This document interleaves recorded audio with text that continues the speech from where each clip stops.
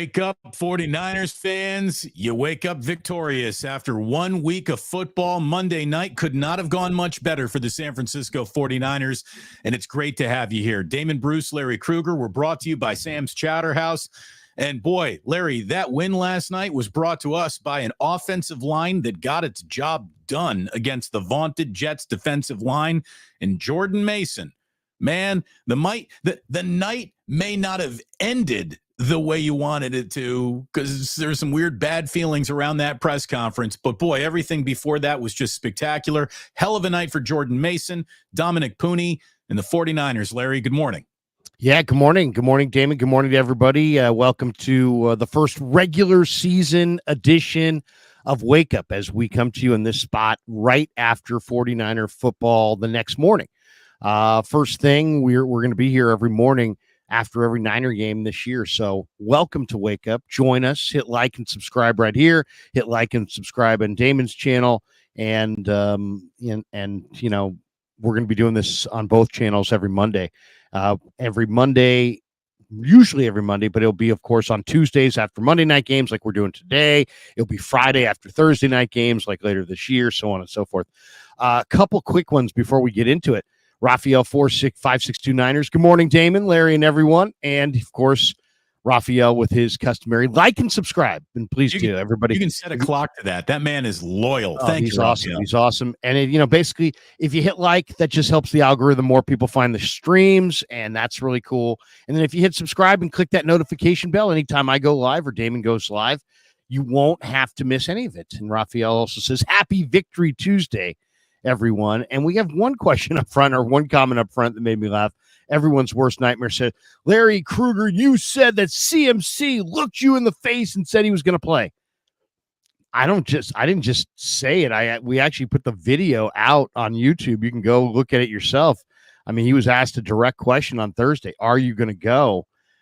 Which is kind of a little, I guess, the controversy, if you want to call it that, Damon, is that there's a lot of people who are kind of sniffing around with the idea that Shanahan maybe never intended to play Christian McCaffrey in this game, or not actually never, but really maybe in the last 3 or 4 days was not intending to, but kept it a secret from the Jets and went with Jordan Mason, a little gamesmanship possibly.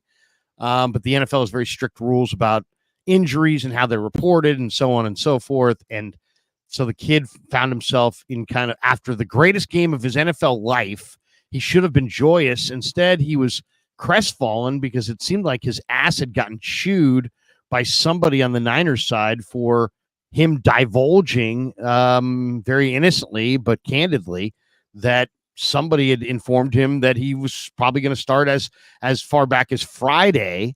The announcers, Joe Buck and Troy Aikman, said on the broadcast that they talked to Shanahan on Saturday and that there was zero indication that McCaffrey would not play at all. So maybe there was some gamesmanship here, maybe not. Maybe it was the Niners in the 11th hour just protecting their star running back and knowing they had a good one in reserve, but it worked out nonetheless. I mean, if the controversy is the injury designation, questionable means this could go either way. Doubtful means it could go either way, but it's probably not going to go the way you hope it does. So it's a questionable or doubtful type of situation. They didn't really rule him out. I do believe there was an effort to get the player prepared and play. And as we talked leading up to the game, Larry, the player plays. McCaffrey told you he wanted to play. I'll bet you, had this been a playoff game, Christian McCaffrey is playing, but it's not. And you're as far away from a playoff game as a regular season will allow you to be. It's just the first game, and they thought that they had what they needed to beat the Jets with Mason. And if the league comes down on Kyle Shanahan and fines him for roster or medical information manipulation, roster malfeasance. I would literally, if I'm Kyle, if I'm getting dinged for that check, I'll write that check and I'll extend it to every week of the year. Kyle's got enough money to pay all the fines for skullduggery that he needs to throw out there. And I have no problems at all with any football team trying to catch another football team off guard. How about this? Unless Robert Saleh and the New York Jets are complaining about this, this is a manufactured media moment looking for controversy and, trying yet again to talk about something other than the actual game we all just watched. It's amazing how we get, Larry, I remember us doing Super Bowl pregame coverage, and everyone wanted to sort of gloss over the Super Bowl and start talking about the NFL draft. Can you please moment? Yeah. Can you we'll get to that. It's right. Well, and that's just human nature. People, some people like to fast forward to the juicy parts and so on and so forth. But yeah, I think, and Sean Turner, who's always a voice of reason in the chat, or sometimes hostility, says, who cares about the Mason stories? Celebrate the kid for dominating the supposedly good Jets D. Also, our O-line looks fantastic so far. Yeah, on the positive note, whether, and I do think there could be some gamesmanship. Heck, the Niners had to go through all kinds of hoops just to figure out what film to watch to prepare for Aaron Rodgers, because he didn't play last year. He didn't play in the preseason. So they're watching Green Bay film from 2 and 3 years ago, probably trying to prep for this game. I think they put in a Cal versus Fresno State game tape. Exactly. Just, check out Aaron Rodgers back in the day. Exactly. So, maybe they just said, hey, you know what? We're going to have to do some, they had some gamesmanship with our prep. Let's have some gamesmanship back. But I think Sean Turner really hits on it. The story here, guys, is really twofold. It's that, the 49ers have another running back that they can win games impressively over impressive teams with. JP Mason was awesome. He was incredible yesterday, and 94 and before people sit there and be like, oh, the Niner offensive line's crap. I've been saying it for, the last couple months. The Niner offensive line is a better run blocking offensive line. And if you have more of a run oriented game plan, I think they're going to look a whole lot better. I don't know if you saw this, but the Niners O-line posted a 96.1% pass block win rate last night against the Jets. That's the third best of any team in the NFL in week 1. JP Mason, Damon, had got 94 of his 147 on the ground before contact.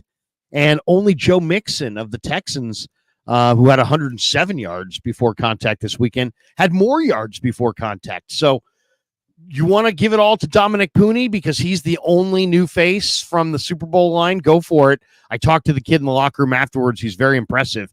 And I'll just say this. Did you hear a lot of Quinnen Williams' name being called? Did you see a lot of Quinnen Williams making plays? So I give it up to Brendel, Banks, and Purdy, the interior, for stepping in against Kinlaw, who's not great, but enormously strong, and Quinnen Williams, who is great, and neutralizing these guys who are sitting literally 2 steps away from Brock Purdy's face mask. You had Kinlaw turn around Brendel once. Only happened once. When was that, by the way? It was a rushed throw where just sort of Brock just let it go, and he sort of just overshot the field. He just got rid of it because he was in jeopardy, and he just killed the down by not making a mistake. He just threw the ball away. And that was, I think, the only, Brendel had a bad moment that I really thought stood out in the game. Look, I don't know. I haven't gone over the Pro Football Focus grades. I'm just going with my own memory and my own 2 eyes after everything I saw after opening weekend. There were some rookie quarterbacks who made their debuts. Yeah. There were some rookie defensive players also making some impressive debuts around the league. Can I see you a DeMarvion Overshown? Cheers. One of the great names, by the way. I saw Guru in the press box last night. And Guru's a big Cowboy fan, right? And he's like, I'm like, Guru, I know, you're a Cowboy fan, so I'll just say one name to you, DeMarvion Overshown. And he's like, he was all excited about him. I got to tell you, of all the guys that I, came across and got to know at 95.7 all those years, Guru still texts me the most. I love Guru. That guy's just a wonderful. I hate this expression, but I love it for Guru. People say blankety blank is good people. You know what I mean? Damon is good people. Goo is good people. Who's good people? He's good Yeah. people. If we had to crown after 1 week of football, who are your offensive rookie of the year candidates? I think that Dominic Puni has as much of an argument to make after 1 week of football as Xavier Worthy has to make. Xavier Worthy was spectacular on Thursday night in his debut with the Chiefs. And Dominic Puni, I mean, they don't give out, offensive rookie of the year to guys who don't touch the ball. Like that's not a lineman award, but I think Dominic Puni did more to affect a game as a rookie as I've seen any rookie come around and affect the 49ers game since, Brock Purdy's obviously very, effective rookie year that he had when he was asked to answer the bell. Dude, Puni can play. I mean, straight up, that kid's going to Pro Bowls. There is no doubt in my mind. He absorbs the bull rush. He is big enough and strong enough to stand up and play patty cake right at the line of scrimmage. He's also fast enough to get to that second level. He was out there murdering some Jets linebackers, just getting washed out of the play by him. I cannot wait. One thing that Baldy breakdowns on his game. What's that? You can't wait for the Schwartz and Baldy breakdowns. Yeah, Baldy loves him. It's offensive lineman porn. Yeah, I talked to Dominic in the locker room last night after the game, before I got chased out by the PR staff. What a great kid, man! What a great kid. And I'm like, an offensive line, it's like anybody you ask. This is why I don't love the post game locker room in football.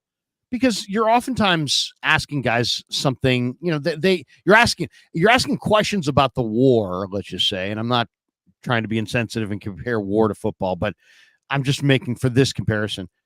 When you're asking somebody who's been camped out in a trench, how's it going? I don't know, man. I saw 3 or 4 rats run by, and I keep shooting, and I keep hearing bullets coming whizzing over our head. I'm maybe the wrong guy to ask. I don't have a bird's eye view on this. Well, it's the same thing. It's like you ask football players about a game after the game. A lot of times, especially if they're in the trenches, they have no idea. They have no idea, because they're just doing their thing, and they're not, they're doing their cog in the wheel. So, a lot of times you got to ask them in a couple days after they watch the film. But I said to him, just off your recollection of the game tonight, Dominic, is what play would be the play that you can't wait to watch with the group in the film session? What's the one play that you're kind of, oh man, I can't, I hope that play is not on the film. And he's like, my best play was the one that got called back on the touchdown run. I had a reach block and I had to really get out there, and I got out there on the linebacker and I got him on the ground. He goes, I think that was probably my best play because it was a difficult block and I got out there. And I think that's kind of why he's special, Damon, is that they really emphasize mobility this year. Kingston, Nugent, and especially Puni all graded out exceptionally highly on all the movement, tests at the combine. So they obviously went for guys who could really move. The Niners want O linemen that can move. But yeah, no, I think Puni, I think you're right. I think this might be the year of the offensive line. I don't know if you saw any of the Chargers Raiders, but Joe Alt did a job on Max Crosby. And this is Joe Alt in his very first start. This is the Notre Dame Mongo tackle that went to the Chargers with the 5th pick overall. So you have Joe Alt in LA with the Chargers. You have JC Latham, who just looks like a monster, who's playing right tackle right now for the Tennessee Titans. Fashanu with the Jets is on the bench, but and Fuaga's been hurt for the Saints. But yeah, I think you're right. I think, and Amarius Mims has been hurt. But when you look really closely at the end of the year, Brian Thomas, I think of the LSU kid, and Neighbors, the 2 LSU receivers are probably going to have big years, and they'll probably be up for it. But after 1 week, Dominic Puni, a plug and play starter, neutralized. And he even said it. And this kid has a real sense of history. I'm like, hey man, not a bad way to start. And he's like, yeah, Monday Night Football against Quinnen Williams and Javon Kinlaw on Monday night with the nation watching to start my career. He's like, not a bad way to start. So yeah, great kid. I love that kid. Like, subscribe, and the next time you're thinking about a nice little dinner, hit that Highway 1, get yourself down to Half Moon Bay, and go to Sam's Chowder House. Larry, let's go to the tape. Let's go to the tape. You know, Baldy's breakdowns. you seriously, okay, I'm going to break this down. Okay, so you're in Half Moon Bay. You're at Sam's Chowder House. Look at the bussing of that table. It comes nice and clean for you. As you can see, the staff, easy to identify, as is the lobster roll. You see your target right there. You hit the target. Look at the shellfish and the rice is working together in that paella. That claw's got a cannon, measured very well at the combine, and the view is undefeated. An absolutely undefeated view from Sam's Chowder House, and there's your Brucey Baldy breakdown. Okay, no, wait, I gotta take my try at it. Here we go. Here's Krueger's breakdown, the film breakdown from Sam's. Boom, boom, patio time. Boom. Look at that. Look at that guy with the hat. Oh my God. Look at these guys. Look at the staff. They're in abundance. Oh, wow. Unbelievable. The paella. Oh my God. Chipino. The Chipino, ladies and gentlemen. Boom, boom, mic drop. So you used one of my favorite words. You said, look at the abundance of rushing yards, the abundance of rushing lanes for Jordan Mason last night, the abundance of just daylight against a team that is specifically known for giving running backs very little daylight. If I'm the Jets, the thing that I'm most concerned about today is the strength of our team got worked. I think that there's some positives to take away from the Jets, too. Like, hey, Aaron Rodgers officially made that offense a little bit better. Aaron Rodgers had moments you even saw. And again, Larry, you were at the game. You weren't watching on TV, so we get a better view than you do of some things. Aaron Rodgers uncorked an absolute laser across the middle for, yet another third down conversion when they went and scored their first touchdown of the game. Garrett Wilson was just eating the Niners alive on third downs there and keeping that drive alive. And Rodgers, you could see him. He had that I'm fucking back, smile on his face. You could tell okay, my arm does what it used to do.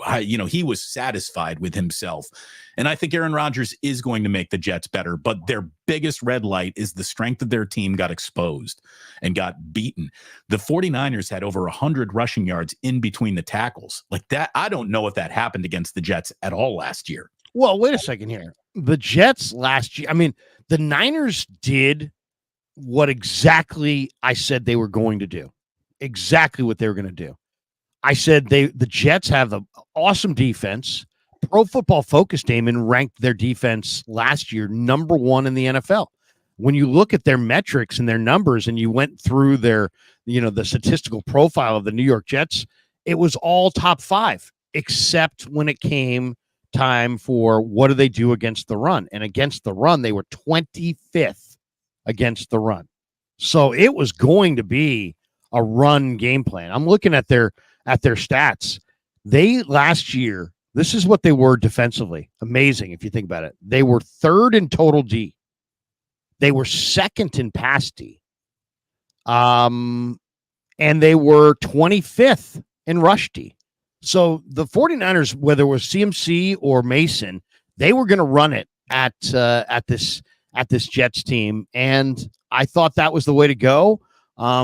I thought with Kinlaw being, the big bodies of Kinlaw and the other guy they added this offseason, the gigantic tackle, that they would have, plugged up the middle a little bit and they would be better against the run. But no, 4.7 a carry for the team, 5.3 a carry for Mason. Purdy got 1 run for 11 yards. Debo had some hard runs. He definitely took one for the team last night. I don't think that's sustainable over the course of the year, that he's going to take the kind of hits that he took last night repeatedly. But you know what? They got through this game and they absolutely delivered a message to the New York Jets. And the beautiful part about it is, Shanahan's always loves, balance and this and that. This was not kind of the balanced game. This was a run-heavy plan, 38 runs. When you go for 4.7 a carry, that's always impressive. When you do it on nearly 40 runs and pile up close to 200 yards, you just steamrolled the team. So, when you think that it's Quinnen Williams, gigantic Javon Kinlaw, Jermaine Johnson, Will McDonald, those guys. Johnson's name. I didn't even hear Quinnen's name. Quinnen had 6 tackles, but I didn't hear his name.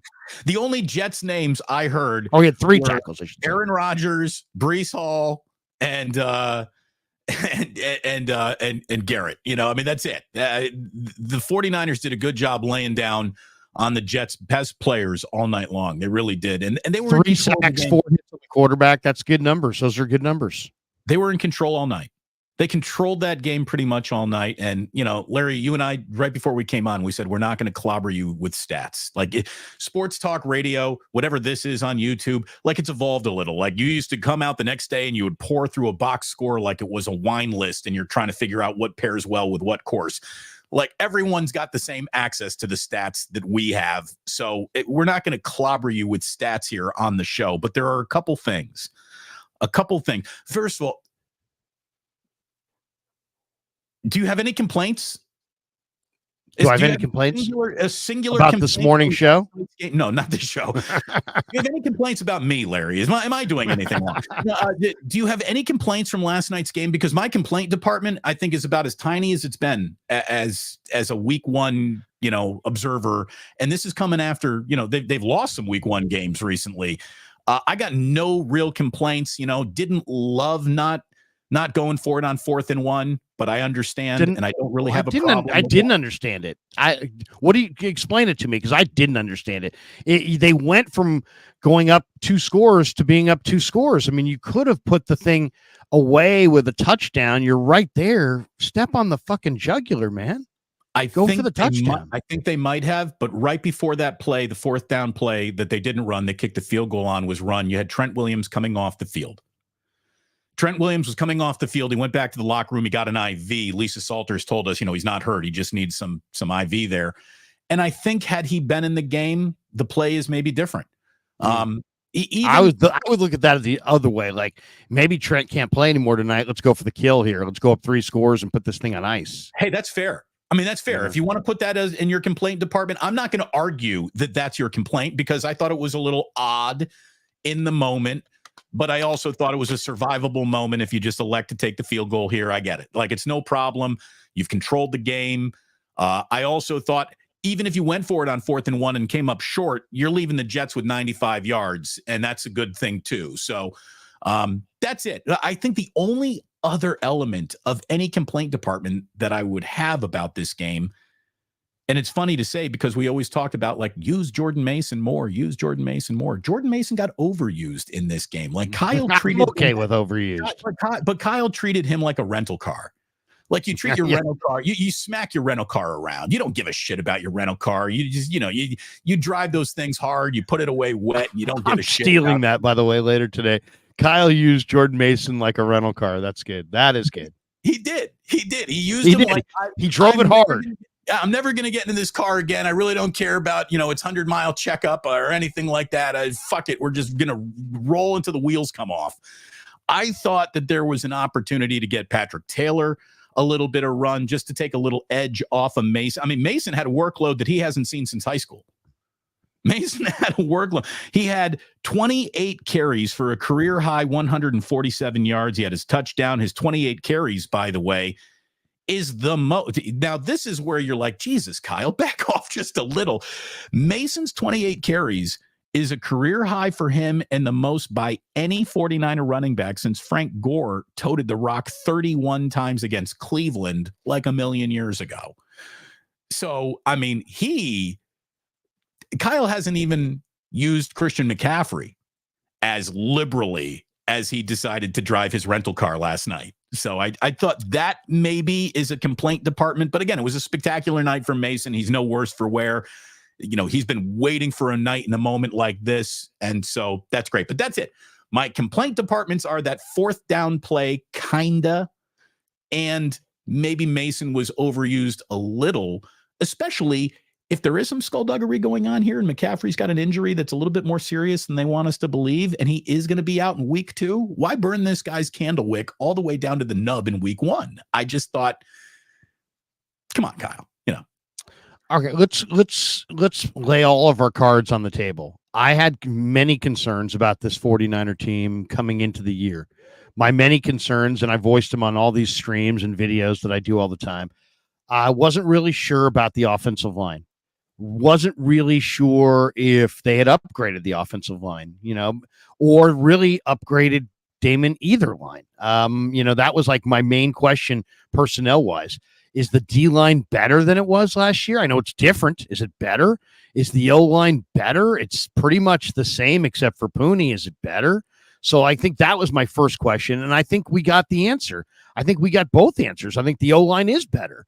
I think Dominic Purdy is not just adding a decent player. I think Dominic Purdy is going to play in the Niner offensive line for a decade. He's going to be a really good Niner offensive lineman for years to come. So since they added why is it so big in basketball when you get like some great player in the draft? Because there's only 5 fucking guys in the court.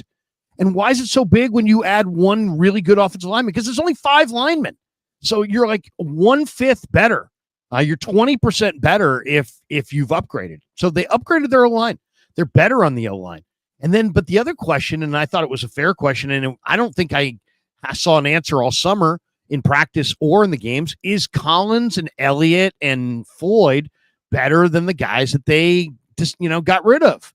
And I don't know that we had that answer until last night. Last night, Malik Collins was monster. And then the other major question I had outside of, the one I didn't like answered was I didn't think Campbell looked like a suitable replacement for Greenlaw, but I'm a really high grader because Greenlaw is that special. But I didn't love what I saw from Campbell. But the other main question I had was, I'll say this about Campbell. He's got the longest dreads I've seen in the NFL in years. I mean, they're those very are coming down to the middle of his number. They're not coming down to his nameplate. He's got like Crystal Gale level dreadlocks going on. He's ready for, Bob Marley Tough Gong Radio with those.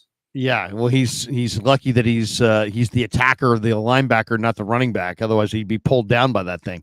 But yes, Devondre Campbell's easy to identify. But unfortunately, last night it was easy to identify that he seemed like he'd overrun some plays, and I just didn't think his run fits were that pure or that true. But the other question that I had, a major question, was what's Sorensen? What's Staley? Staley's defense allowed 63 points to the Raiders last year, and Sorensen has never been a defensive coordinator. I really liked the game that Sorensen called. Now, I haven't gotten into the rewatch yet. I will as soon as this stream's over. But I just got a sense that the front and the plan up front was very much tied to the plan on the back end. I think Sorensen might be kind of a sleeper addition. We did our awards the night before, and I gave him my assistant coach of the year across the league. I think Nick Sorensen is going to be that no-name defensive coordinator that steps in and is like, wow, look at this guy. Never even heard of this guy. And the defense is playing great under him. So one weekend, I liked what I saw from Sorensen. So, is he going to be the next assistant coach who is leaving the nest for his own head coaching job? Yes, at some point. We'll find out, right? But we're a long way from there, and that went well. The word that Steve Kerr uses an awful lot is connectivity. It felt like there was connectivity between the front line of the defense, the linebackers, and the secondary. It all went and played pretty damn well together. It complemented each other, and this is the kind of thing that you can't see in training camp because the defensive linemen aren't allowed to go live in training camp quite like this. So you don't really know what you got until you put it out there on the field in week 1. And I was pretty impressed, all things considered. As choppy and weird and aggravating as a preseason as this was, with complaint departments being stacked with injuries that prevented guys from getting ready for this season, on both sides of the ball, that was a pretty impressive debut, all things considered. It really was. Just to get back to Malik Collins. I mean, when the 49ers traded for him, I was told by someone who's been covering the Houston Texans forever that the Niners just got one of the steals of the century. Like, they didn't understand it. The media back in Houston was like, why do you not find, we talk about the imaginary cap. Why don't you move your imaginary cap around to keep that guy? Because he's a monster against the run, and he's better than any number that you've seen attached to him in a Pro Football Focus indicates. It's use your eyes, not the stats, to believe in Malik Collins. Fumble recovery. He was all in the backfield. He made it hard on Breece Hall to find the sliver of daylight between the guards at any point in time. If Breece Hall wasn't bumping it outside, he really wasn't going anywhere last night. There was not a lot of room in the middle, and we've seen the 49ers last year get gashed up the middle. And I don't know if that's Malik Collins getting it done, Jordan Elliott getting it done, Hargrave coming in and playing better, but it worked. Whatever it was, it worked. Again, I haven't seen the game either. I'm going to rewatch it this afternoon. But man, good debut, right? I mean, there's not much to say other than that went about as well as it could possibly go, especially with Christian McCaffrey not even being involved. And maybe the single most impressive thing about the 49ers last night, and it's funny, Larry, it was equally impressive. And at the same time, I also saw the offseason rust and a lack of rhythm, that was probably most exemplified by Brandon Ayuk and his drops and all that. If that gets better, what could this offense really be? And that will get better. It is going to improve. They are going to find a rhythm. That passing game is going to get better than it was last night. Sauce Gardner's a fucking stud, by the way. I mean, he's A-plus corner, A-plus, maybe the best in football. And he had a really good bat down on a Brandon Ayuk catch attempt that was perfect. But the 49ers, against a vaunted defense that has the respect of the league, they scored a touchdown or field goal on 8 consecutive possessions. 8 consecutive possessions, by the way, is the longest possession scoring streak by any 49er offense since 1978. No, I mean, if you give Brock Purdy time to throw, he's going to carve you up. I mean, that's the thing. I mean, he completed 65% against a fantastic secondary, as you said. DJ Reed, Carter, and Sauce might be the best trio they'll face. Quinnen is definitely among the best defensive tackles they'll face. This is one of the best defenses the Niners will face. And yet they gave Brock Purdy tons of time, and he sat back there and, did his thing. Yeah, by the way, did you hear what I just said? They scored 8 consecutive times in a football game for the first time since 1978, and they're not even in midseason form yet. Not midseason form. I mean, Trent. How great's Trent Williams? I mean, he played exceptional football in this game. A lot of people were like, "Well, is Trent going to be able to go?" He played 70 snaps. He got an 81.6 Pro Football Focus grade, second only to Brock Purdy as far as the highest graded 49ers. The 5 highest graded 49ers on offense: Purdy, Trent, Pooney, JJ, and then McKivitz. Those were the top 5 offense. Top 5 defense: Fred, Bosa, Mooney, Yadam, and Jordan Elliott. How about that? Jordan Elliott, who I talked to last Saturday. Man, what a great what a great personality Jordan Elliott is, man. You should definitely, if you're ever down there, go talk to Jordan Elliott, man. He's a phenomenal interview. And then the lowest graded Niner players on offense were Ronnie Bell, Chris Conley, Eric Saubert. And the lowest graded defenders, Flanagan Fowles, which I think is kind of a bad one because he had a couple of really nice plays, including a pick. Leonard Floyd got a low grade, and Demo Lenore got a low grade.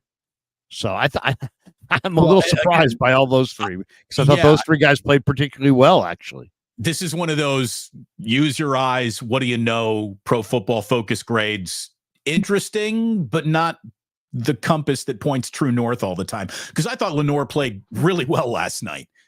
I thought Lenore was good. Of course, he gave it. Look, here's the thing: he's going up against Aaron Rodgers and a total stud wide receiver. He's gonna give up some catches. Right. Garrett Wilson is awesome. Yes. So the whole you didn't have a good game if you had any catches against you. That's fantasy football. That doesn't happen in this league against guys that are that good. I thought it was a very impressive debut evening for the 49ers. And again, we told you that we weren't going to clobber you with stats, but I got a mouthful here. Larry, just listen to this. Okay. So I follow on Twitter OptaStats. It's a information thing. And so the 49ers are the only team in the Super Bowl era to get a 200-yard passing game, a 125-yard rushing game, a 50-yard receiving game, and an interception from 4 players who were all drafted 200th or later or not even drafted at all. Yeah. So Purdy, your quarterback, Mr. Irrelevant, last pick in the draft. Jordan Mason, your running back, undrafted. JJ, your wide receiver, 7th round pick out of the University of Tennessee, Jawan Jennings. And then Flanagan Fowles, who was a safety at U of A and is now a linebacker for the Niners. That's, it's funny. It's like somebody asked me the other day, is John Lynch, what do you think of John Lynch? And before he could even say it, he's like, he blew that Trey Lance trade, and then the McGlinchey pick, and the Kinlaw pick, and the Solomon Thomas pick, and the Reuben Foster pick. And sometimes when you get asked a question and people start throwing their opinion, you start getting kind of like, okay, now you're asking me a question, but now you're giving me the argument for one of the sides. So I'm like, well, it's funny. That is true, but I guess I could push back with George Kittle on day 3. Brock Purdy's on day 3, all kinds of guys after the draft. DJ Jones was day 3. Fred Warner was day 3. I mean, yes, Lynch has missed on day 1 for sure, but he's hit on day 3. How do you evaluate it? And it's like, it's a fair question. It really is. If I may bring up Ralph a little early in the show. Sure. 2 things can be equally true, Larry. And look, the 49ers have had some of the biggest high-profile early draft pick strikeouts that you could possibly have. But in the part of the draft that fewer people pay attention to, or any GM really gets credit for when they nail picks, I mean, this team is hitting line drive doubles and stand-up triples in late-round picks everywhere. I mean, they really do. So, yeah, there have been some massive high-profile swing and a misses draft picks, but all the stuff that gets lost in the conversation and undrafted guys that have impacted this team in a positive way sort of make up for it. They really do. They have massive mistakes, but boy, they have an awful lot of pretty good selections down the road too. So I mean, Lynch, I would say Lynch has done a really good job as the face of the franchise, right? He's done a really good, this is a team that didn't have a very good face before Lynch showed up. But I did look at, imagine, just dare to dream for 1 second. They drafted Solomon Thomas, Reuben Foster, Mike McGlinchey, Javon Kinlaw, and they used their 2021, 2022, and 2023 firsts all on Trey Lance. They could have, Damon, Now forget Mahomes. I guess we could throw Mahomes in there. But I would say CMC instead of Solomon Thomas. I'll throw CMC. They could have had, instead of Solomon Foster, McGlinchey, Kinlaw, and Trey Lance. Imagine if instead they had drafted Christian McCaffrey, Budda Baker, Minka Fitzpatrick, Justin Jefferson, Jamar Chase, Breece Hall, and Sam Laporta. Now, I realize every team in the NFL can do this exercise, but for the 49ers, considering how good they are right now, if you added one of those players, you would be a dynasty in the making, or the hands down consensus pick. If you gave the Niners today any of those guys, Jamar Chase, Sam Laporta, Justin Jefferson, Minka Fitzpatrick, Budda Baker, like, they would almost hands down be considered the best team. They could have had all of those guys instead of the guys they drafted. So if they can just get a little bit more proficient at the top of the draft in round 1, I think that their free agency, their post draft, their day 2, day 3 draft, you know what I mean? They're gonna win. They're gonna break through and win that Super Bowl if they can hit on some first round picks. By the way, are we ready to move Jake Moody into the pretty good draft pick pile? Jake Moody converted each of his 6 good last night. 46, 51, 31, 53, 23, and 42. He dinked one in, but it worked. Both of his point after touchdowns were good. His 6 field goals is a career high, ties a franchise record for the most field goals made in a single game. I mean, he's pretty damn good. I know that everybody was just looking for something to complain about all last year. And I'm telling you, he missed a few field goals that hurt. He also had a pretty good rookie year for a kicker. And, he missed a point after touchdown in the Super Bowl. He also hit some 50-yarders in the Super Bowl. He's good. He's a good kicker. Well, he's got a big leg. He's got a big leg. And if he can just get consistent, I mean, come on. What are we at? None of us should act like we know anything about this. It's just like, hey, does it go through those uprights? If it does, he's good. If it doesn't, he's not. Not good. And last night he did, and he's good. And if suddenly they don't go through the uprights, he's no longer good. It's a and pass kickers become good and go away from being good. But I will say this: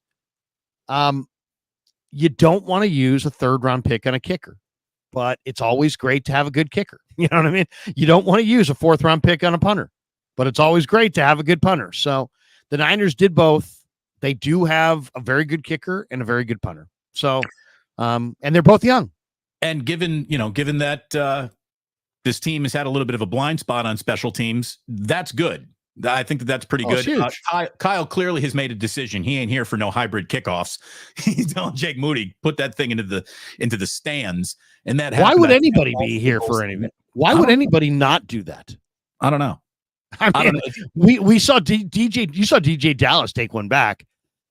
You don't have to allow that. You can kick the ball through the back of the end zone, and all you're giving compared to last year is 5 extra yards. Yeah. When I saw the rules written down, I'm like, okay, maybe I just don't get it. Maybe I just got to see it. So then I watched it for a few days, and I'm like, then finally I just went to the presser, and I'm like, Kyle, I know this seems like a stupid question, but can't you just kick it through the back of the end zone every time? And if since last year you got the ball at the 25 and this year it's get the ball at the 30, why would anybody risk anything? Isn't this much ado about nothing? And he kind of was like, yeah. I mean, it's like, don't give away the game plan, Larry. I mean, it's like, yeah. And there were people that argued that. I think Sean Payton and a couple other coaches argued that it should be a little bit, they should change. It should be more punitive. Let's just say if you kick it out the back of the end zone, if you're really going to incentivize people to kick it into this landing area and make this play entertaining, but you better incentivize them. Otherwise, why would they ever do it? Look, they're going to have to take the kicker and move the ball back to like the 10-yard line if they really want this to be a league of returns. And if it's going to be a league of returns, make it into a league of returns. You want more crazy things happening and unexpected big plays, then move that kickoff. What I would do is completely eliminate all this hybrid bullshit kickoff and just go back to the way it was. I mean, like to me, it's I don't think there's an awful lot there because teams won't let an awful lot come from it because all the smart coaches are going to eliminate the threat by just kicking it through the back of the end zone. By the way, speaking of big leg kickers, Larry, yeah, more 50-yard field goals in 1 week of NFL football this week than any other week in the history of football. I think I saw that one from Josh Dubow on Twitter last night. So big leg kickers. How about this? There's no such thing in this league as a small armed quarterback. They all got big arms, some bigger than others, but they're all pretty damn big. And there is no such thing as like the little leg kicker. And well, what's interesting too is that you watch college football on Saturday and then pro football on a Sunday. I don't remember the disparity being this great between the college kicker and the pro kicker. The college kicker's a circus who can't make anything. The pro kicker's the greatest thing that ever walked into an NFL stadium, and these guys are rock stars and can connect from 60 plus every day. It's like it's crazy. I mean, a 55-yard field goal in the NFL is like, that's money. That's right. You're right. The 55-yard field goal is what we used to look at the 30-yard field goal now. You just right. But in college, at the time, a 35-yard field goal is like a coin flip. Because these guys, it's you don't know. Maybe it's a bad kicker. Maybe it's a kid. It's a kid. It's a kid who paid for a keg cup last night. You know what I mean? It's like, you know what I mean? He's stressed about the kick, but he's really stressed about his sociology final on Tuesday. You know what I mean? It's like, it's a kid. But if I've never seen this big of a disparity.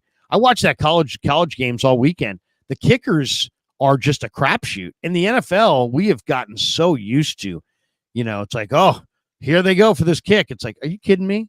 Unless it's like Soldier Field in December, it's like it's right down the middle. By the way, you're so right. You're so right about the sociology. Sociology is the ultimate. I'm a student athlete major. What do you study? Nothing really. We just the study of society. My main job is I go to the mall and I people watch. It's my final. I went to the mall and I people watched. Dude, go to the Santa Cruz Beach Boardwalk if you want to people watch. It's a freaking carnival down there. It really was. Yes, it is.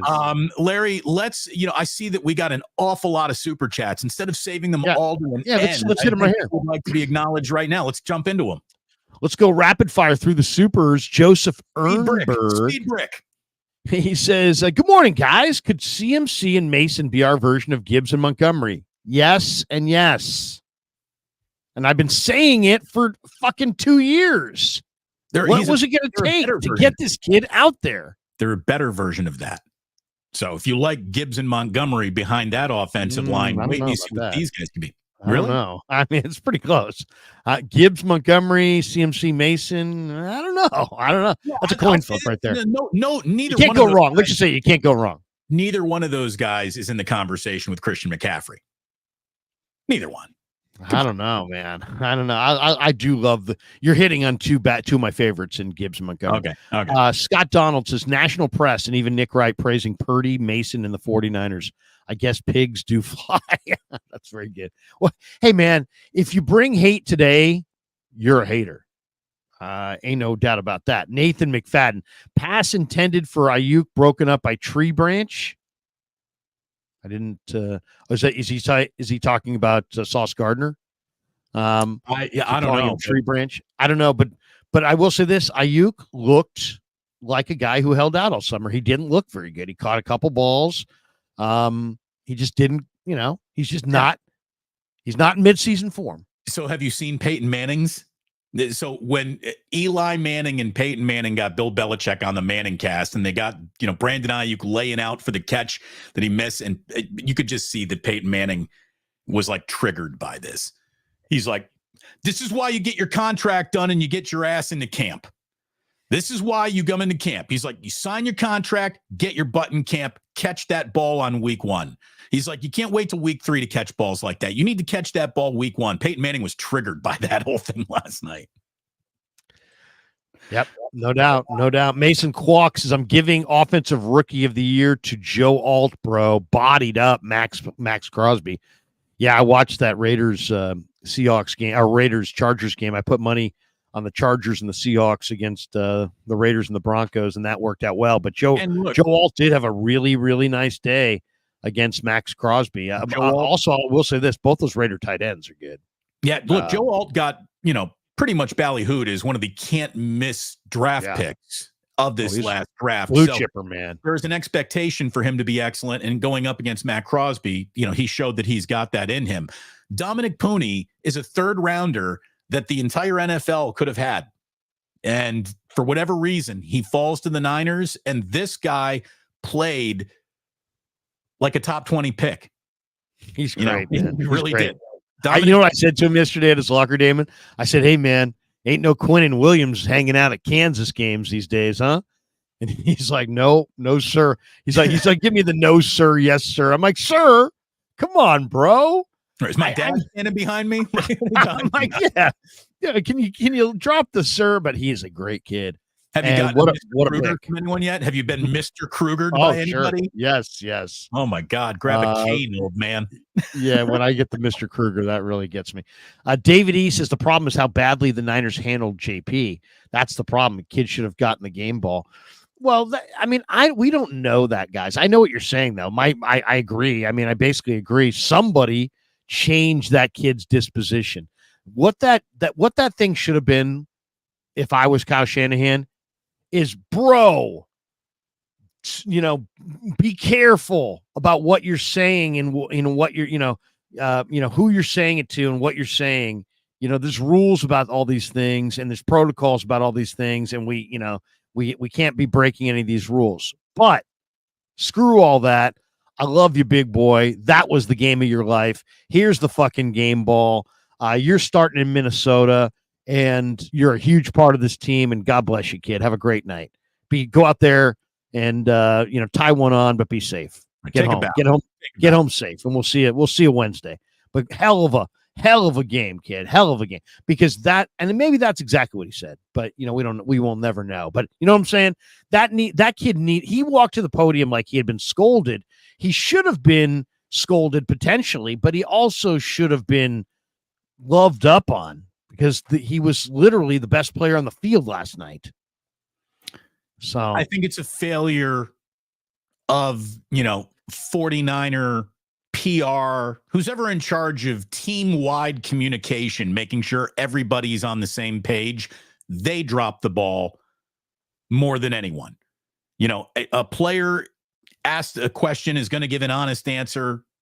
And, I can't think of a singular Jordan Mason interview or media moment before last night.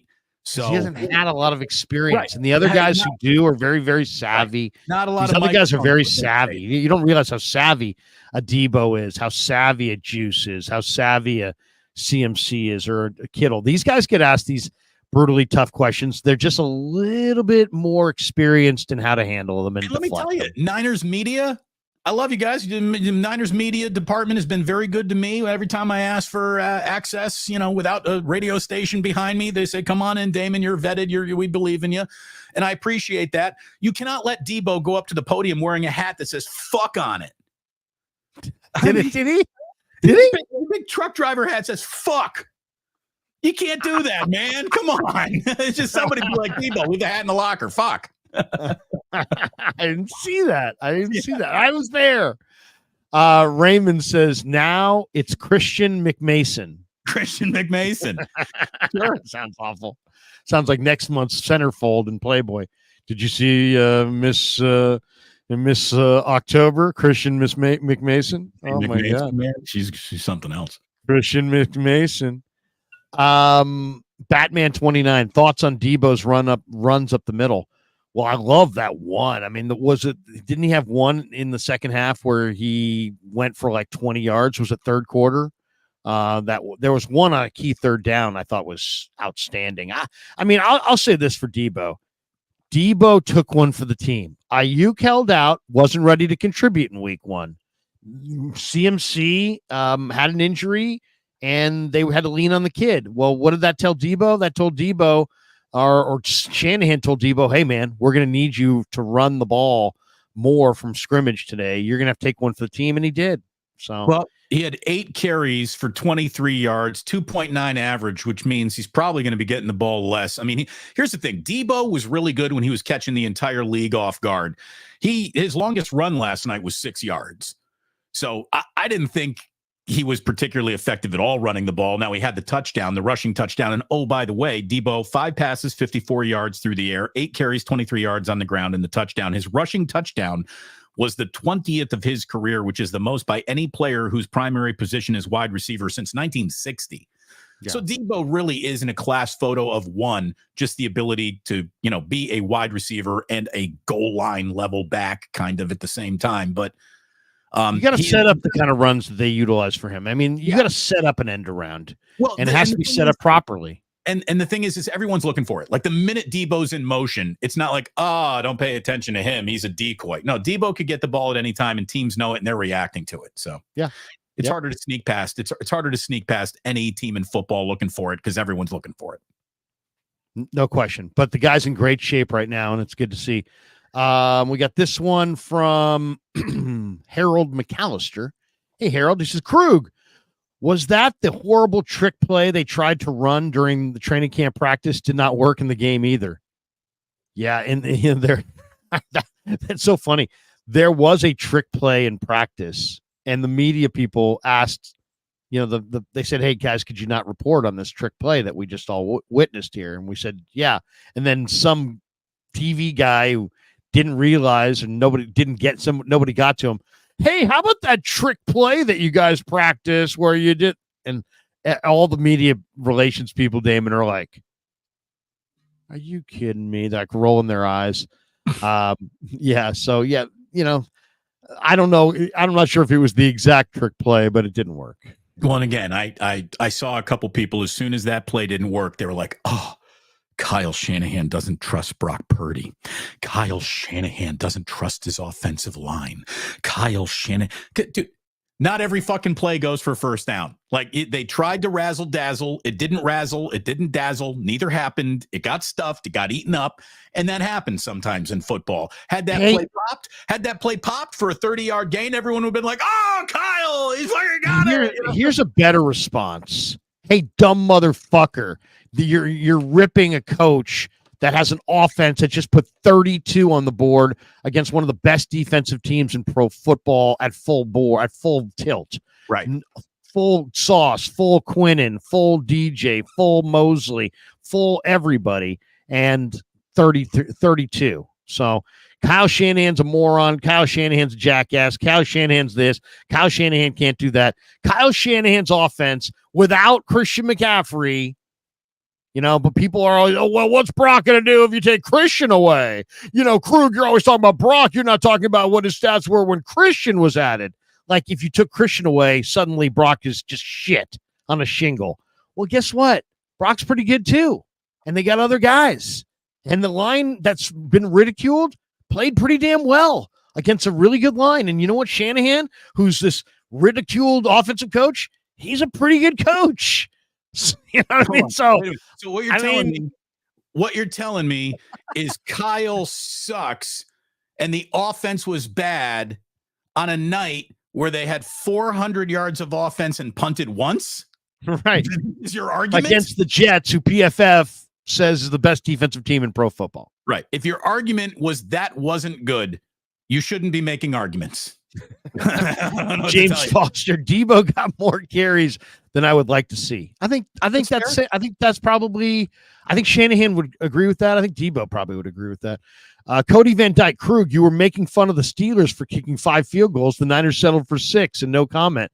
Oh, I never like 6 field goals. I ripped them as in my seat for not going for it on the 4th and 1. They absolutely should have. No doubt in my mind. I will say this. I'm a little enamored with the fact that Moody, as a young kicker, has improved and gotten more consistent this summer.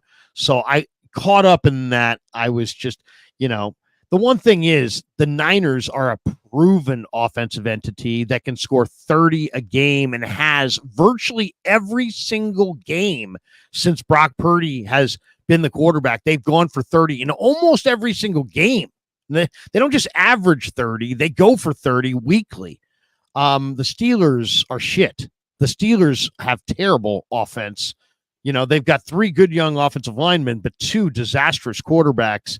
Najee is a great kid and great guy, but I think he's probably a little bit overrated as a running back.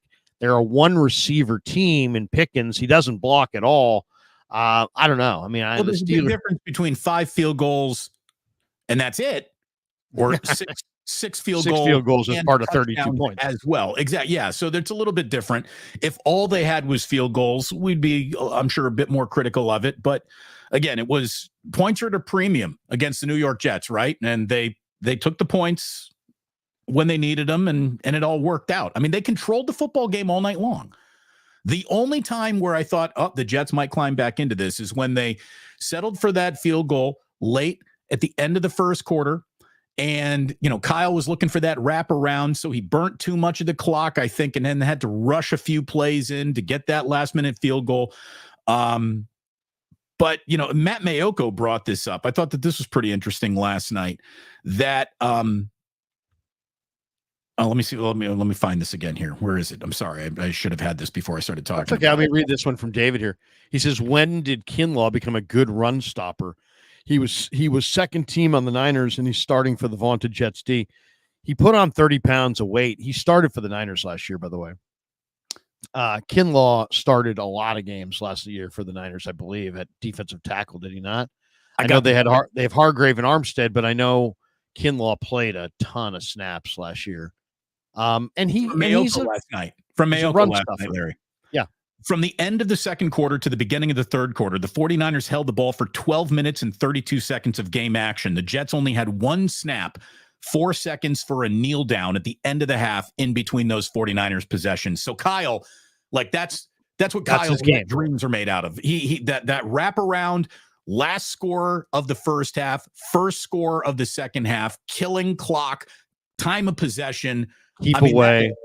That is what Kyle wants to do, and he got that done last night again with a backup running back. That was his dream scenario. Time-wise, he controlled the clock all the way into the break, gave them only a chance to kneel down, and then got the ball at the beginning of the third quarter, extended scoring drive, created that separation on the scoreboard, and the Jets never closed. I think overall that was Kyle did a nice job of the game calling. I thought Brock did a nice job at taking care of the football against a pressure defense. He didn't seem like he was under that much pressure. The Niner O-line did a tremendous job. Obviously, Mason did an incredible job. JJ had a number of big catches. Overall, Collins looked good up front. I thought Collins looked really, really good. It felt like the score was a little closer at half than it really needed to be, but that's the situation that they were in. And my fear was, okay, so the Niners are going to come out of the locker room, have a 3-and-out, Jets going to get the ball back, and then they score, and now, it's a football game again. Well, that's when Kyle came out of the locker room with the best drive of the night. 11-play, 70-yard drive to open the second half. And that was the control point of the entire game. The 49ers never let the Jets off the mat really after that. They controlled the rest of the game, and it was 23-7 after that huge opening drive of the second half. And so, Brock found a little bit of a rhythm there. I love the fact that they overcame a ton of flags on one of their drives to find pay dirt. So I think the Jets are overrated, Damon. I think they're oversold too. I think the Jets might be the most overrated team in pro football. I was watching the intro to the game, when I got home last night before I dozed off. I'm like, I'll watch the intro and first 5-10 minutes of the game before my eyelids get heavy. It was such a late night last night. But if you watch that pregame show and the lead in, you'd swear it was like a clash of two Titans and the game could have gone either direction. It's like the Niners are an iconic team that does that. They do it. They walk the walk. The Jets are a talk the talk only kind of an outfit. What are the Jets haven't won jack forever. Joe Namath is, a senior citizen. He guaranteed Super Bowl III. That was 19. That was January of 69. That was the 68 season. Right. Tony Kornheiser, neither of us were even alive. Tony Kornheiser said it best. The Jets and their entire franchise have one thing. Joe Namath running off the field, wagging that finger. That's it. That's all they are. That is the franchise's time capsule highlight, and that's the only one they got. You could say Gastineau and Klecko and that D-line, but whatever.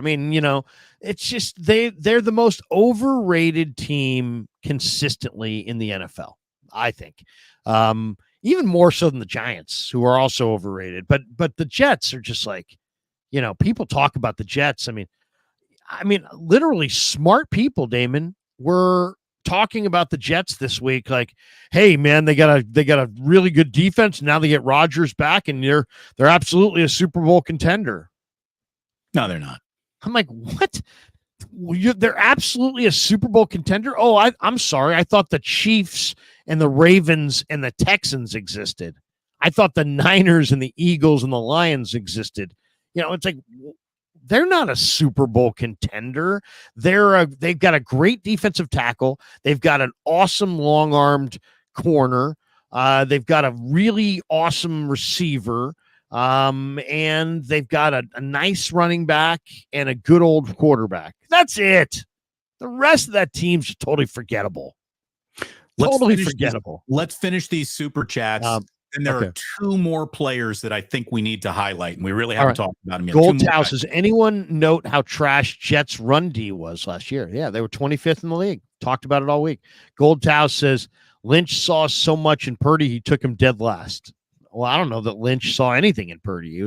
Sounded like it was Slowick and Greasy. Matthew, but I'll give Lynch credit. He's smart enough to understand to listen to his guys. Matthew Waring says no injuries is huge, and boy does Fred fly. Phew. Scott Darnold, appreciate Larry's question during the Mason press session. You tried to pick the kid up. Scott, thank you for noticing. I really did. Right, the kid was super down, and it was one of the weirdest press conferences I've ever seen because I'm staring at a kid who's having the greatest moment of his professional life, and he's down in the dumps like he just ruined the game, like he's Garo Yepremian throwing the ball backwards in the Super Bowl. Fumbled away a huge game. I mean, yeah. No, you were the star, and you were great, and this is the beginning of greatness. And everybody, it should have been this glorious moment. And it was so weird. So, like, when it came time for my question, I saw how down he was. I'm like, hey, man, you had a hell of a game. I forget exactly what I said, but I'm like, you had a hell of a game. Something like that. And he's like, yeah, he just wasn't having it right then because he had been yelled at and he wasn't in the right frame of mind. But he is a really good kid. He walked into that media session and he looked out on you, and all he saw was landmines to step on. And then the first one was a question exactly that he didn't want to hear, which was Mayoko saying, when did you know? And I mean, nothing against Maddie because Maddie's a pro, but I really don't like, and I'm uncomfortable asking athletes questions about timelines, especially when their job is that they bang heads for a living. Because when you bang heads for a living, your memory and your recall, especially in the moments right after the game, when the rest of us are sitting upstairs just eating a freaking hot dog and some M&Ms, we're thinking clearly, but if you bang your head on another helmet 14 times you may not be thinking clearly. And to be like, what time were you told? And then trying to, kind of figure out some kind of timeline controversy. I just hate it. I hate everything about it. I hate everything about those lines of questioning. I mean, if it's a criminal proceeding, awesome. But if it's just, what time? I mean, I push back on that stuff no matter who asks me those questions. If I get those questions, what time did you stop by Safeway? I don't know. I don't want to get into what time everything was and who did what first. I mean, it's all questions intended for gotcha. And you can say it's not, but it's bullshit. It's all intended for gotcha. Matt Mayoko is no got you level journalist. He's not there to rub anybody the wrong way. No, but it's a story brewing. He wanted to ask a question. He didn't pound on any follow-up questions. He saw. I'm not saying him, Damon. Don't get me wrong. I'm not saying he's the gotcha. I'm saying it kind of feeds into an overall narrative of, well, now that we know it was at this time, then let me think of all these other things. And I'm not saying Matt would, but others would for sure get into that. I mean, we just saw it with the whole Shanahan thing with the party. What time did you know? How much time passed between the call? Then you got the next call. When did you consider going down there? Do you see, it's not, and these questions are not being asked kind of like, just for the heck, for shits and giggles. It's like people are trying to nail shit down and go after people. And I don't, in this situation, I think it's not. Let's continue with the super chats. And then I want to see a lobster roll, Larry. Let's finish the super chat. Show me a lobster roll. Then there's two more guys we're going to talk about. Scott Donald says, again, he says on the broadcast, great line. No one has more fun playing football than Kittle. Troy responds, no one has more fun in life than Kittle. Yeah, Kittle is having a good time in life. Mike Baker, and I wish everybody was like that. Mike Baker says, let's celebrate first post-game wake-up of the year. There you go. Thank you very much. Thank you, Mike. Appreciate that. I like that yellow tie. It looks sharp. Buster at Brodamus says, Jennings hip tackle, Bosa being choked, no flags. Bosa spun into a headlock. Yeah. No flags. No flag. Well, there was so there was an illegal formation, but the fact they weren't picking up a second flag for that, you can't get a more easy to identify hold. I mean, like Nick Bosa gets officiated in a manner in which if I'm Kyle Shanahan, I'm going to start talking about it at every fucking press conference. I'm like Phil Jackson talking about fouls on Michael Jordan. Like I am talking about Nick Bosa being held and officials allowing it to happen. And again, if somebody wants to find me, I'll be happy to write that check right now if it means my boy gets some calls out there. Nick Bosa, Steph Curry, who gets fewer calls?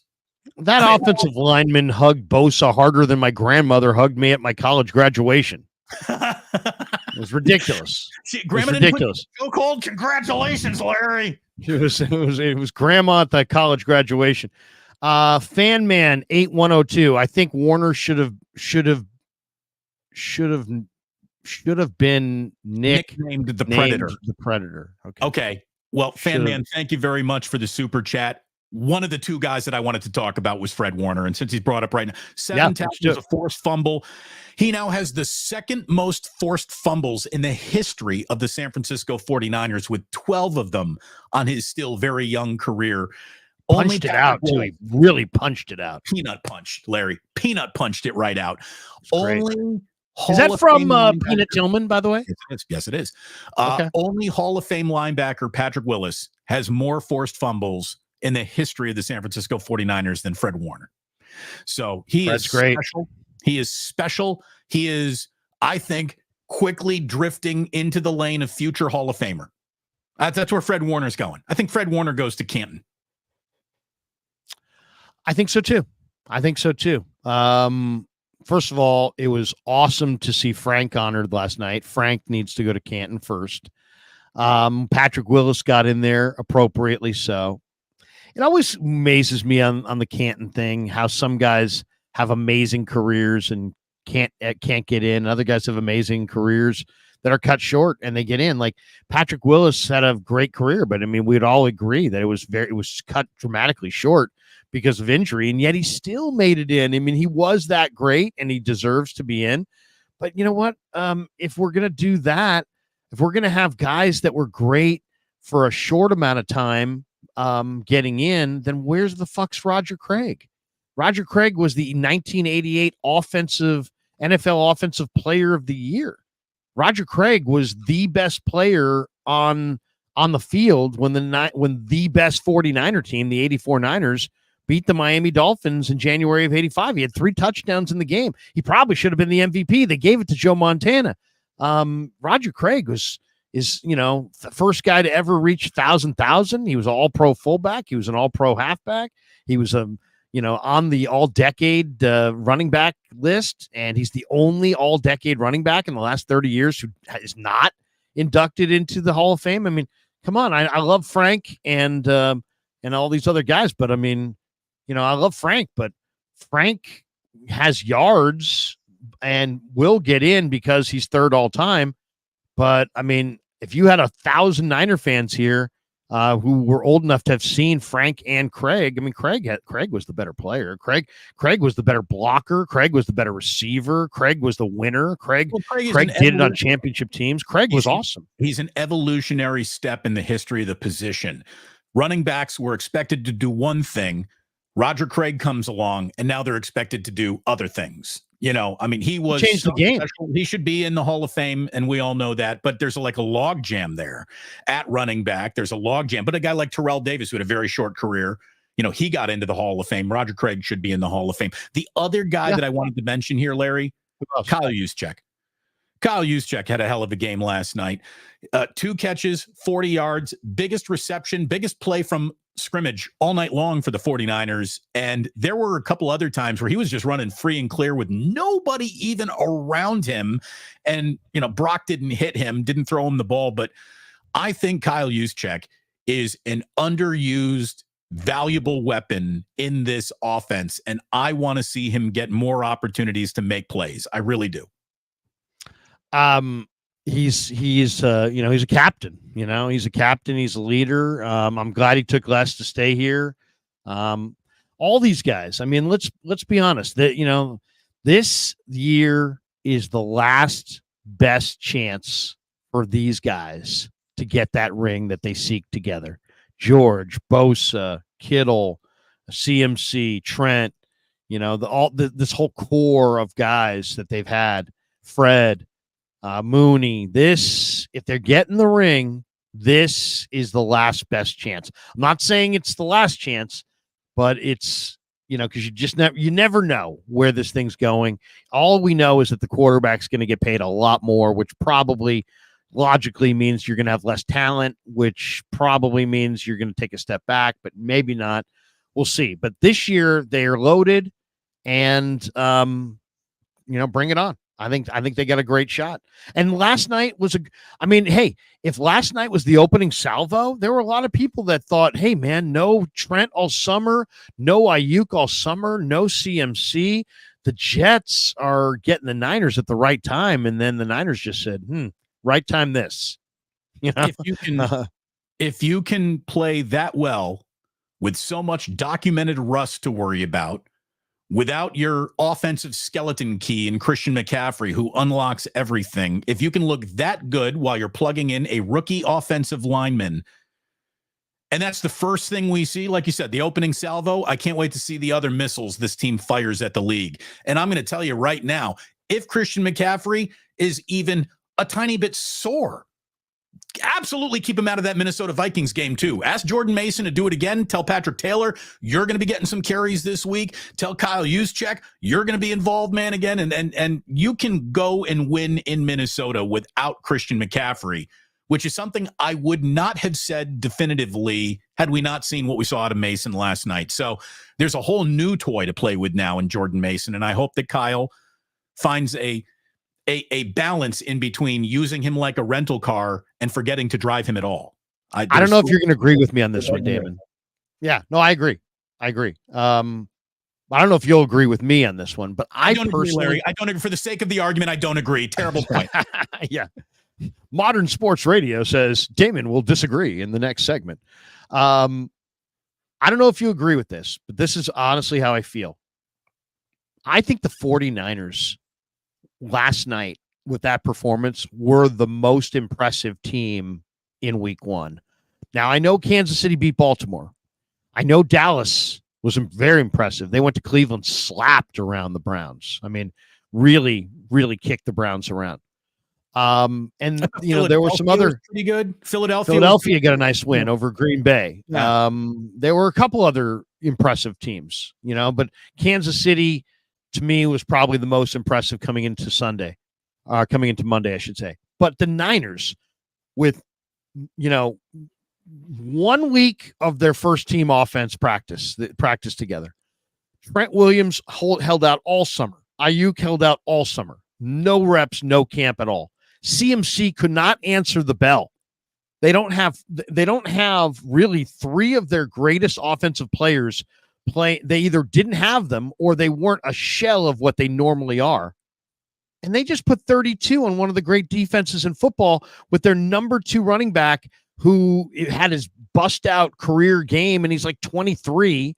And their first year coordinator on defense, I thought, called a hell of a game. And the Niners secondary is loaded, and their redone line, I think, is improved up front. So I'm putting the 49ers, and I know that a lot of people say, oh, freak, that's a homer. That's a freaking homer take, because a lot of people will say Chiefs, maybe other people say other teams. Name me the team that was more impressive, all things considered, than the San Francisco 49ers in week one. Opponent and everything considered, I think they were the most impressive team from week one. Ramp ups, holdouts, injuries, all things considered. All the factors. And I don't think you're far away from identifying the right team there as the most impressive. If it's not them, how about this? Who would it be? I'm not going to win any fans in the chat by saying this. You're going to say Chicago in the second half or something? Dallas Cowboys. Put up an impressive win in Cleveland. It was a full team, all hands on deck win. They got a real good cooking defense, and the offense did what it needed to do. And again, they were without Dak in the preseason and without CD Lamb playing any significant snaps. So they overcame some adversity and played pretty damn well. I was gonna the other one I was thinking of is Buffalo. I thought Buffalo, Detroit. Yeah, Detroit. Detroit would be good, but I like Buffalo because I loved the way that the Cardinals came out in the first half, and it was 17-10 Cardinals going into the locker room, And in the second half, Josh Allen just came out and said, hey, here's 24 points in the second. Here's 24 of our 34. And they beat the Cardinals. Now, granted, it's the Cardinals at home.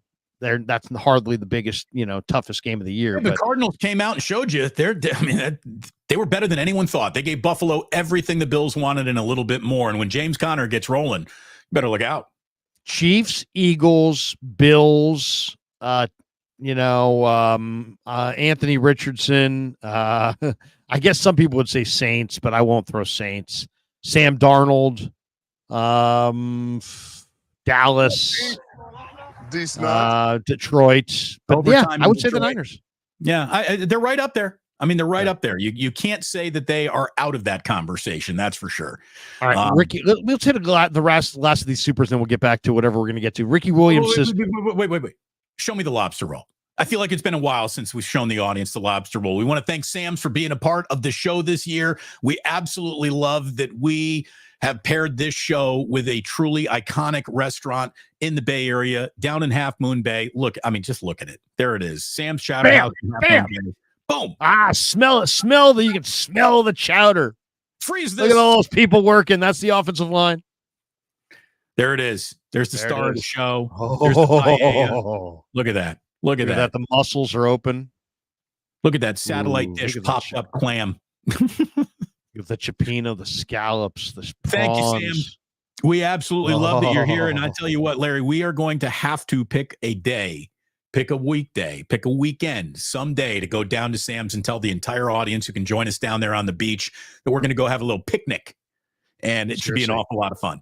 I mean, we've had some great meet and greets, but could you imagine the meet and greet, drinking beers on the patio, eating oysters? The meet, greet, and eat. Well, you can't top Sam's. You can't top Sam's. I mean, seriously, we could sit out there on the patio and just watch the sun go down and have about maybe, 6 or 7 oysters and a couple bottles of beer. Oh, there you go.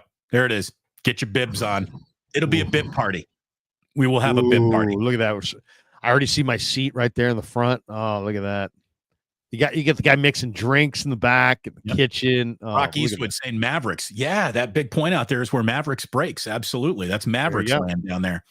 All right, Larry, let's go back to the Smart Super Chats. Let's give these folks who were nice enough to, throw a little cash at us, all the love and shine that we can possibly put on them. Thanks to everyone who liked and subscribed on both these channels. Right now, Larry, between my room and your room, there's over 2,000 people watching. We got ourselves, I think, the biggest sports talk radio station in San Francisco right here, right now. So let's get to it. All right. Ricky Williams, who once upon a time, the Saints traded their entire draft for, he says, are we looking to upgrade anywhere before the trade deadline, which is not till November, by the way? I know we played well and it's only week 1. Don't yell at me, Damon, but like they do every year, what trade can we do that makes sense for us?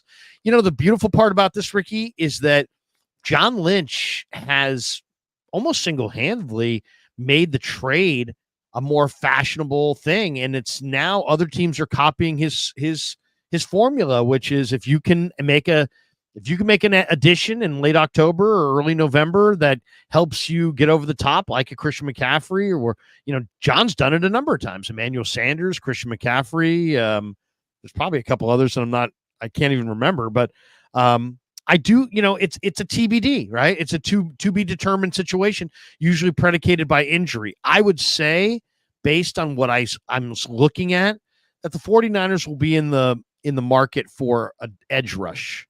An edge rush helper, of some kind. Though I did like, what I saw from the edge rushers last night. I do think a veteran edge rusher will probably be what they look for at the deadline. Leonard Floyd looked good, though. Leonard Floyd stays healthy. That's really going to help the 49ers. I mean, that's the thing. The entire question of this year is health. The 49ers got the team. They got the skill. They got the coaching. If they got the health that any going to the playoffs team really needs to have underneath it, there's nothing that this team can't do. There is no team in football that they cannot beat. All due respect to the Kansas City Chiefs and them beating the Niners in the biggest game of the year twice. There's no team in football the 49ers aren't absolutely in the conversation with. And that's a really good place to be operating from as a fan. Because this is I'll say this. I think the 49ers are a team that really, outside of circumstance, true circumstance, I think they're unblowoutable. I think they can blow you out. I think you can beat them, but they're a hard team to blow off the map. I mean, I've been watching them under the Shanahan era. I can't think of too many blowouts. The Niners don't make an awful lot of mistakes. And if they're not making mistakes, helping the other team with, stolen possessions or great field position, yeah, I agree. They're tough to blow out. They are not a team that you can just take advantage of. I mean, what? The Dolphins came in and kicked their ass. We saw the Jimmy G thing. You mean with that Ryan Fitzpatrick 43-17 or whatever. Yeah. I mean, that was an aberration. Got away.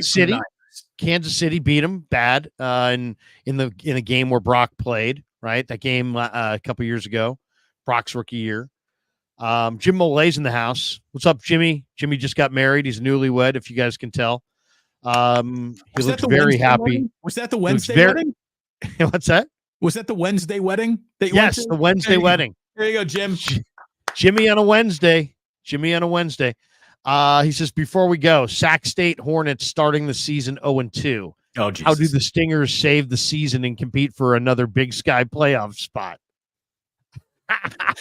Hey, since we're talking college, I watch them against San Jose State. Cares about Larry, we're going to have to do a very much abbreviated wake up on Friday because I got a plane to catch down to LA. I'm going to IU, UCLA at the Rose Bowl this weekend. Flying back first thing Sunday morning to do 49ers and Vikings. But take pictures of the outside of the Rose Bowl. I mean, walking into the Rose Bowl with the ivy growing all over the outside of it, it looks so unbelievably cool. I mean, Damon, seriously, you got to get the pictures of the outside of the Rose Bowl. I will. Look, I'm crossing this one. I'm crossing this one off my bucket list. This is a stadium I've always wanted to go to. I've never been to it, and so I'm so excited. I've been in touch. I'm texting Trace Jackson Davis. I think we're going to meet up down in Pasadena. He's going to a big Hoosier tailgate. So he won't be hard to find. He'll be an easy guy to find. There he is. Is Trace Jackson Davis at this tailgate? No, he's not here. Let's go to the next tailgate. Kevin Wood in the house says Warner being better than Willis is debatable now. We'll get there. Let's see if we get there. I think Willis was better than Warner. Well, you really don't get better than Willis. Like, you don't really get better than Hall of Famers. But I think Fred will put himself in the conversation. Fred's a better coverage guy. But Willis was much more of a player going forward. They played in different eras. Yeah. When different skill sets were needed at the position. I don't remember Patrick Willis dropping into coverage like not once. He was just there headhunting line. He was headhunting running backs and freaking quarterbacks. Like, that's what he did. He just stopped everything before it got behind him. I mean, if you close your eyes and you picture Patrick Willis, you see a guy that's like leaning forward. If you picture Fred Warner, you picture a guy that's like this. Why? Because he can also turn and run and play, coverage, or he can run and rush the passer. Fred, I think, is the greatest coverage linebacker I've ever seen. He's the queen on the chessboard. He can move in any direction. He's a tremendous coverage player. Robert Baldacci says, hey, here you go. Thank you, Robert. 2 bones. Thank you. Blood Moon says, Slick Rick coming back will get us on another level. There you go, Ricky Pearsall. By the way, a really nice moment, Larry. Ricky Pearsall gave autographed jerseys to the 2 women who were the first responders to his situation in Union Square. The police officer who was the first responder, and then the woman who was the doctor who basically, took care of him at the hospital. So very nice on-field moment for Ricky Pearsall. And I mean, the 49ers, as we see them right now, are going to add more talent. I mean, they did what they did last night without the biggest free agent signing in the history of the franchise, Christian McCaffrey, and the number 1 draft pick of this last draft. So they're going to get Christian McCaffrey and their number 1 draft pick added to this offense, which, again, put up 30+ last night and went for 400 yards against a really good defense. So just stay healthy, add pieces, get better, They need a good start. They need a fast start this year. They got to be 4-1 after 5 weeks here for it all to fit together. And I think that they're on track to do that. We got this one from my Rhino. He said, how about Cal in Auburn? How about Cal's quarterback? Did you watch any of Cal Auburn this weekend? Did you see any of that? Cal went to, Jordan Denny and knocked off Auburn. I mean, now Auburn Cal last year in Berkeley was a really good game, but this year, you figured, okay, they're they're going to get destroyed, right? They're on the road in the SEC. They're probably going to get absolutely annihilated. And instead, Cal came out and they played well. And they got the win. So good for the Golden Bears. I mean, I thought Fernando Mendoza is their quarterback, and he looked good. And I loved, somebody tweeted this out. They're like, hey, in Berkeley, a town that's made up of a whole bunch of liberal, commie, pinko homos, it just means more. I love that tweet. It's perfect. Sorry, SEC. Just means more out here in Liberalville.